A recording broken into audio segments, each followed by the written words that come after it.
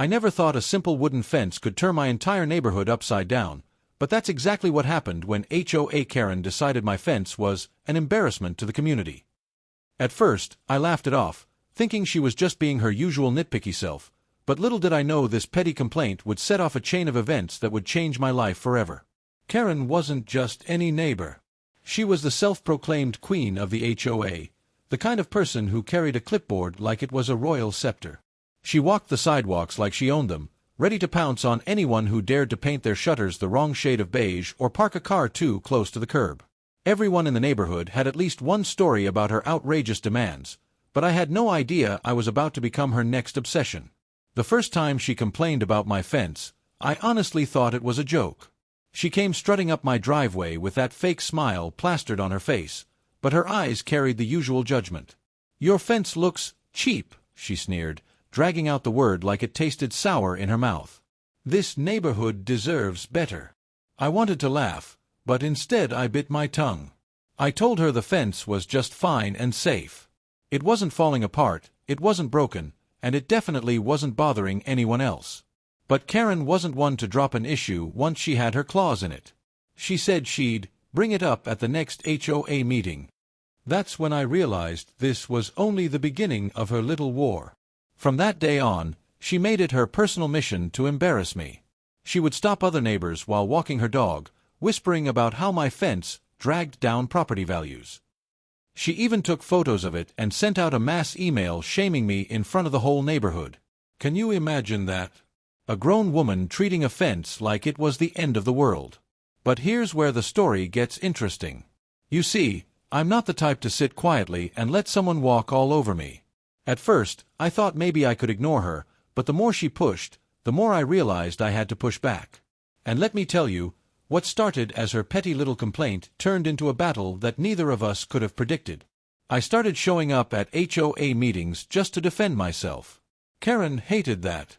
She was used to running those meetings like a dictator, expecting everyone to nod their heads and move on. But I refused to sit silently while she tried to make me look like some careless neighbor. I stood up, looked her right in the eye, and explained that my fence was sturdy, functional, and within the HOA rules. The room got quiet, and for the first time, Karen's smug smile flickered. But if you know people like Karen, you know that losing once doesn't stop them. It only fuels them. She doubled down. The next week, I found a violation notice taped to my door. According to her, my fence was not aesthetically consistent with community standards. Those words were bolded like she thought she was writing a legal document. It made my blood boil. That night, I sat at my kitchen table staring at the paper, and something inside me clicked. Why was I letting her control the story? Why was I letting her define me as the neighbor with the ugly fence? Suddenly, I wasn't angry about the fence anymore. I was angry about the principle of it all. And that's when I decided I was going to beat her at her own game. I started asking around about the lumber companies in town, just out of curiosity. After all, if my fence was such a big deal, why not learn more about fences in general? That's when I stumbled across something shocking. The lumber company Karen always bragged about using, the one she said was the only reputable place to buy wood, was struggling financially. I couldn't believe it. This company had been around for decades, yet it was quietly drowning in debt. Now, most people would have shrugged and walked away, but not me. Not after what Karen put me through. The more I thought about it, the more I realized this was my chance. My chance to not only shut her down, but to flip the entire situation upside down. I started making calls, meeting with people, learning the ropes of the lumber business.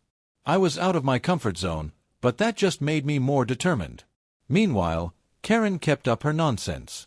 She sent me 2 more violation notices, both more ridiculous than the last. One of them said the color tone of my fence clashed with the neighborhood vibe. The other claimed the fence posts were too visible from the street. Can you believe that? She was reaching for straws, but what she didn't know was that while she was busy nitpicking, I was plotting something much bigger. I poured myself into research.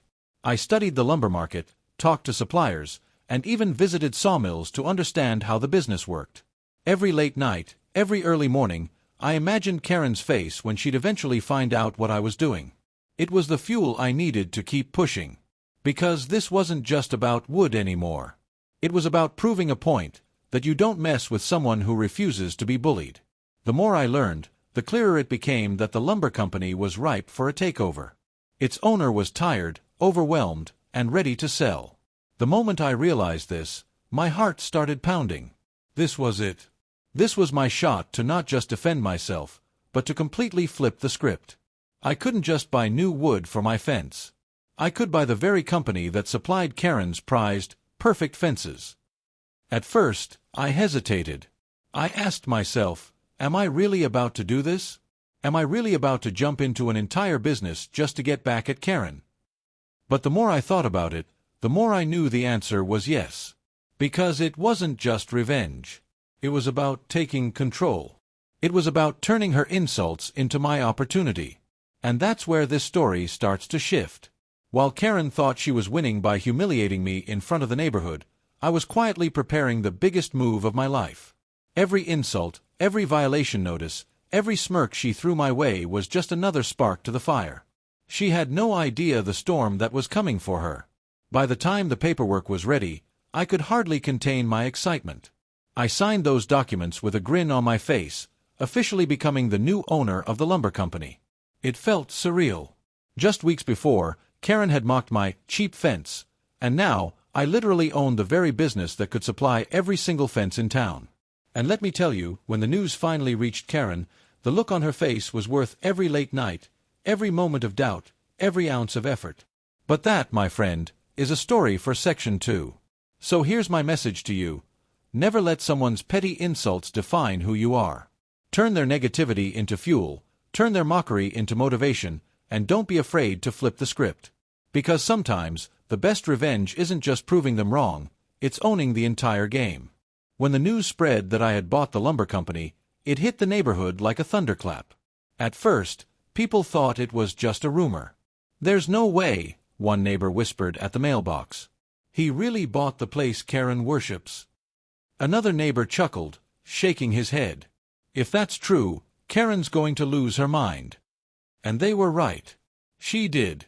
The day Karen found out, she stormed down my driveway like she was marching into battle. Her heels clicked against the pavement, her face flushed with a mix of rage and disbelief. She didn't even knock. She just jabbed her finger in my face and hissed, "You? You bought my lumber company." I raised my eyebrows, trying to hide the grin tugging at my lips. "Well, technically, it wasn't yours," I said calmly. "But yes, I own it now." Her jaw dropped. For once, she had no quick comeback. This was the same woman who always had a snide remark ready, always had a way of twisting words to make herself sound superior. But now, silence. The look in her eyes was priceless, like she'd just watched her kingdom crumble before her. From that moment, the power dynamic flipped. Suddenly, Karen couldn't brag about her high-quality lumber source anymore, because I was the one signing the checks. She couldn't boast about her flawless connections, because now her golden supplier was me. Every word she had used to shame me was now a rope that tied her to her own humiliation. But here's the wild part. Owning that lumber company wasn't just about Karen. It opened doors I never imagined. I learned how to negotiate with builders, how to manage supply chains, how to turn a struggling business into a profitable one. What started as a petty battle turned into a life-changing opportunity. And every success I had in that business was a reminder. Sometimes your biggest enemies hand you your biggest victories. Of course, Karen didn't give up easily. She tried to spin the story in her favor. At the next HOA meeting, she stood tall and declared, "Well, buying a company doesn't erase the fact that your fence is still ugly." The room went quiet. A few neighbors looked away, stifling laughter. One man even coughed to hide his chuckle. Karen's attempt to embarrass me had backfired so badly that people were laughing at her instead of me. And that's when it hit me. Karen had lost control of the narrative. No matter how much she tried to cling to her old power, she couldn't erase the truth. I had outplayed her. Over time, the whispers in the neighborhood shifted. People stopped talking about my cheap fence and started talking about how I had pulled the ultimate power move. Some even came to me for advice. "How did you even think of buying that company?" one neighbor asked. Another said, "Man, you turned a complaint into a fortune." Respect. It felt strange, but also empowering. The very thing that was meant to shame me had elevated me instead. And every time I walked past Karen, I could see the storm brewing behind her eyes. She hated it. She hated that I had taken her weapon and turned it into my crown. But here's the twist most people don't know. I didn't just stop there. I used the company to make real changes. I improved the quality of the wood, lowered prices for locals, and treated employees with respect. Within a year, the business was thriving in ways it hadn't in decades. And guess what? People in the neighborhood started buying from me. Even the same folks Karen had tried to rally against me. The sweetest moment came one Saturday morning. I was in the yard fixing a gate when a delivery truck from my lumber company pulled up, right in front of Karen's house. She came rushing out, waving her hands. "What's this?" she demanded. The driver smiled politely. "Oh, just a delivery for your backyard project. Ordered last week." Karen froze. She had no idea the wood she had ordered was now stamped with my company's logo. The color drained from her face. She looked at me, standing there with my tools, and I couldn't help it. I laughed. "Nice choice," I called out. "That's some of our best lumber."